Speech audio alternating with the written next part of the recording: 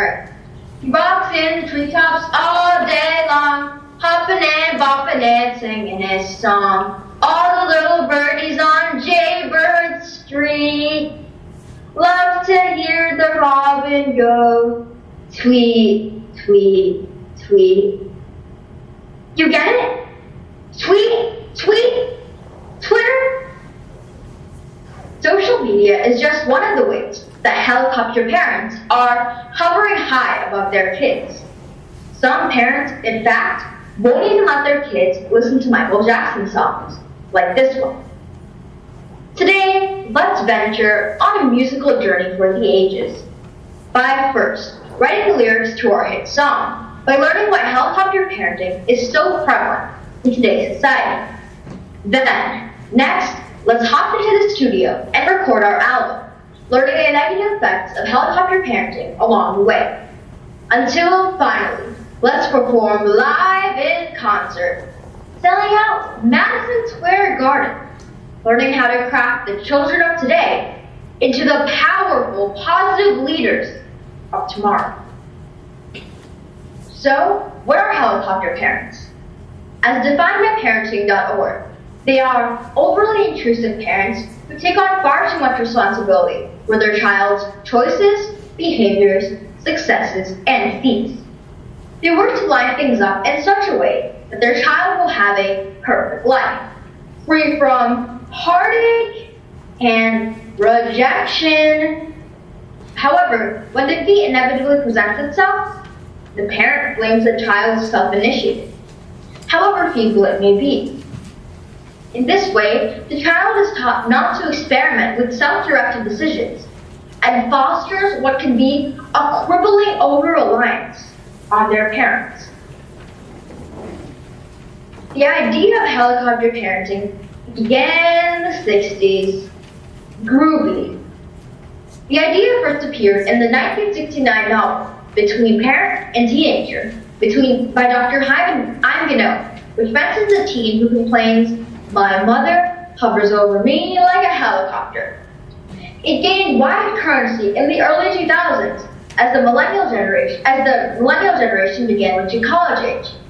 Their baby boomer parents earned notoriety for practices such as calling their children each morning to wake them up, or complaining to professors about the grades that they had received.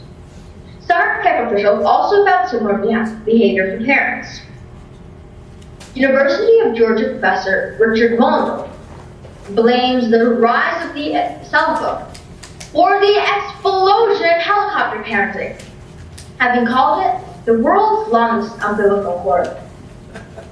Parents, for their part, point to rising college tuitions, saying that they're simply protecting their investment or acting like any other consumer. Now, let's hop into the studio and learn the negative effects that helicopter parenting can have on children. Children of helicopter parents struggle with accountability and responsibility. Even in schools, this is present. Just take this for example. Imagine a child of a helicopter parent gets in trouble at school.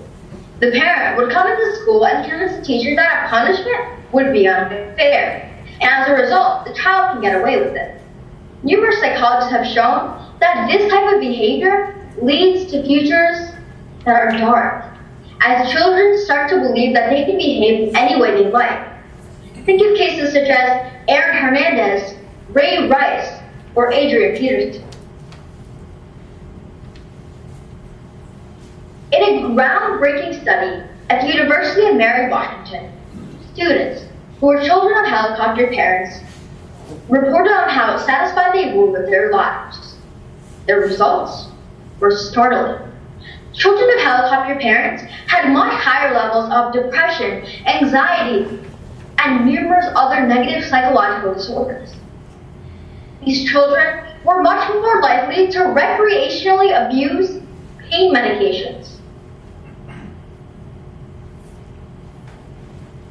Children of helicopter parents also struggle with something that I'm sure every single one of you here has experienced: failure. And whether it's failing your last math test make the crucial catch in the big game, the truth remains. Psychologists and psychiatrists are seeing more and more young people having quarter-life crises and more cases of clinical depression. The reason? When helicopter parents are not there to swoop in and save their children at a job interview, or frankly, anything that matters more than recreational soccer, their children cannot cope. And these parents may have the best of interests, but as we've seen, their effects can be detrimental. Now, let's perform live in concert, learning how to craft the children of today into the leaders of tomorrow. First, build habits through rules. Now, when I hear the word rules, two thoughts immediately pop into my head. Boring and rigid. The idea of building rules seems slightly primal to me. However, psychology today uses the term rules, like I use the term agreements.